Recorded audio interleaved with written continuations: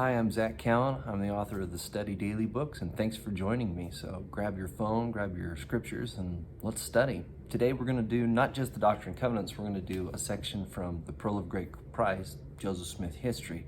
Specifically, we're going to move into the first vision. And so I'm really excited. Here's Joseph Smith history, chapter 1, verses 1 through 20.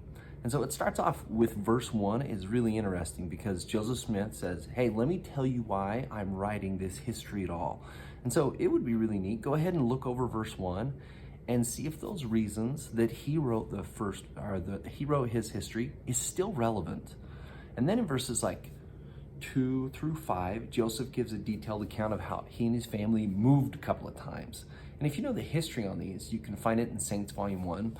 But it's kind of discouraging. There's some crop failures, there's some failed business ventures, like things don't always work out well for the Smith family. And if you remember the Smith family, you'd be like, well, why doesn't God love us more? How come, like, I'm sure they were praying and asking for help and things just financially, economically, they weren't working out for the Smith family.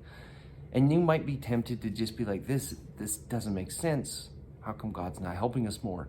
And yet the whole time, what's happening is they're moving closer and closer to the place where Joseph Smith is going to be able to get sacred plates. It's closer and closer to the Hill Cumorah.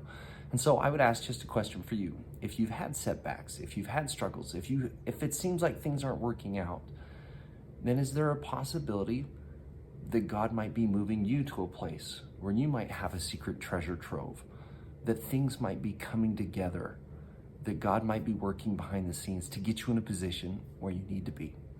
All right. From that, we move on to Joseph's search, and we kind of know this.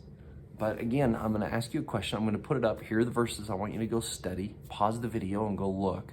But at verses 5 all the way through verse 14, look for all of the different reasons and the circumstances that made it difficult for Joseph Smith to discover truth. And then look for all of the things he did to find truth. So go ahead and pause your video and go search for those things.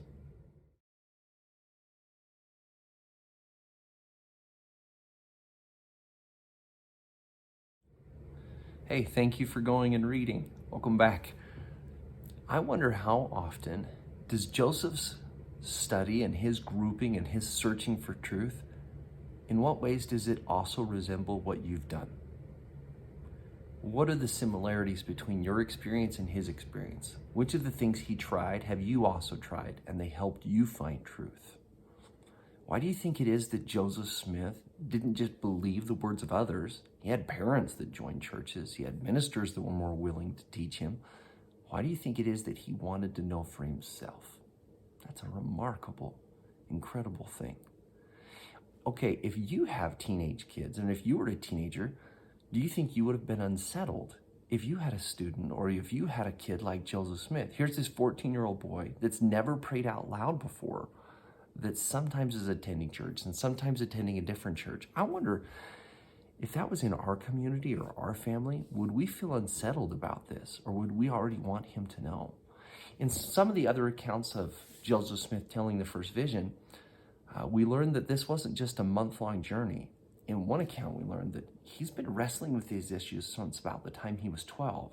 So that puts it in the realm of like 3 years. That's really big. Well, which makes the next few verses all remarkable. And you know these verses. Some of you have studied them and taught them, and shoot, some of you might have even memorized them. But I want you to stop again, the video, or pause it as you go into Joseph Smith history, chapter 1, and look at verses 1 through, Joseph Smith chapter 1, verses 15 through 20, because this is the first vision. Meaning, obviously, there's going to be more. Joseph doesn't know that at the time.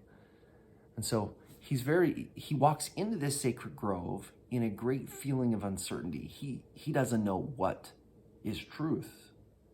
But when he leaves the grove, he leaves with absolute certainty. So as you read verses 15 through 20, look for this. What are the things Joseph leaves with that now he knows absolutely? He knows them.